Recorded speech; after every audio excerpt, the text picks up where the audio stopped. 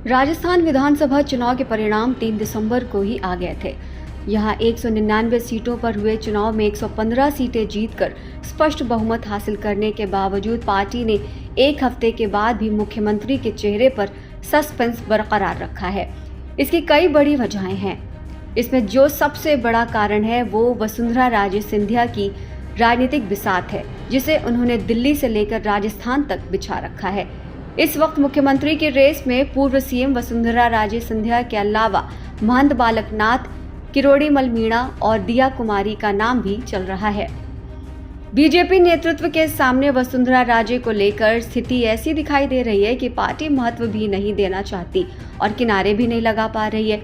राजनीतिक गलियारों में खबर है कि वसुंधरा राजे के अलावा किसी और नेतृत्व को राजस्थान की कमान सौंपने की तैयारी की जा रही है और इसलिए मुख्यमंत्री के चुनाव में देरी हो रही है। सूत्रों की माने तो साल 2018 के विधानसभा चुनाव में पार्टी की हार के बाद से केंद्रीय नेतृत्व के खिलाफ बगावती तेवर अपनाने वाली वसुंधरा अब दिल्ली में डेरा डाले हुए हैं। वो मुख्यमंत्री पद की दावेदारी नहीं छोड़ना चाहती। राजे पार्टी के अध्यक्ष जेपी नड्डा से तो मिल रही हैं, लेकिन प्रधानमंत्री मोदी और अमित शाह तक भी अपना संदेश पहुंचाने की जुगत में लगी हुई हैं।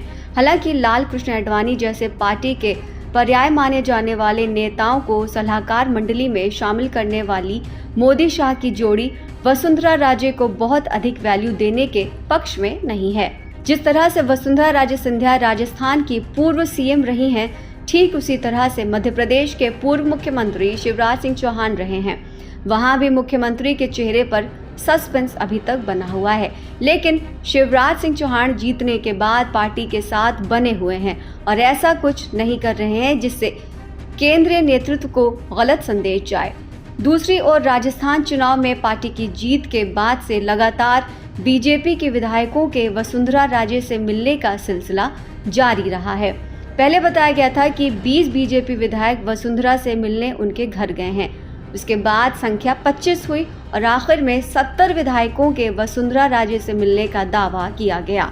इसके बाद ये भी दावा किया गया कि वसुंधरा राजे के बेटे दुष्यंत सिंह ने अपने समर्थक विधायकों को रिसोर्ट में लेकर रखा है, जिसमें केंद्रीय नेतृत्व के बीच बहुत गलत संदेश गया।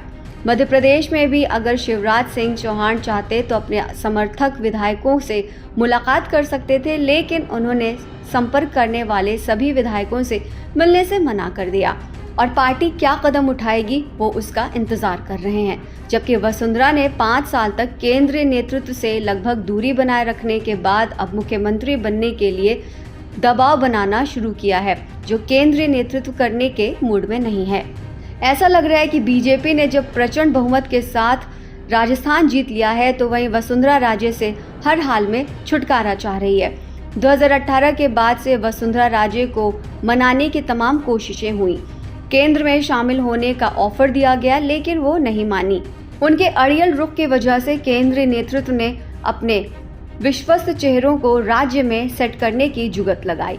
राजस्थान के चुनाव में कई सांसदों ने जीत दर्ज की है, जो पीएम मोदी और अमित शाह के बेहद खास हैं। ये विधानसभा से लेकर मंत्री बनने पर कैबिनेट तक की बैठकों में उस भरोसे का निर्वहन करेंगे। ऐसे में अगर वसुंधरा की जिद कहीं सफल भी होती है तो दिल्ली के ये नेता हमेशा राह में रोड़ा बने रहेंगे, जो सरकार के लिए मुश्किल होगा। आपको बताते चले कि वसुंधरा राजे सिंधिया उन नेताओं में शामिल हैं जो पार्टी लाइन से परे मनमर्जी से सरकार चलाती रही हैं और उन्हें जो सही लगता है केवल वो वही करती हैं। इसकी वजह से 2013 से 2018 के दौरान बीजेपी में उनके कई फैसलों और प्रशासनिक गतिविधियों की वजह से कार्यकर्ताओं की नाराजगी मोल लेनी पड़ी थी।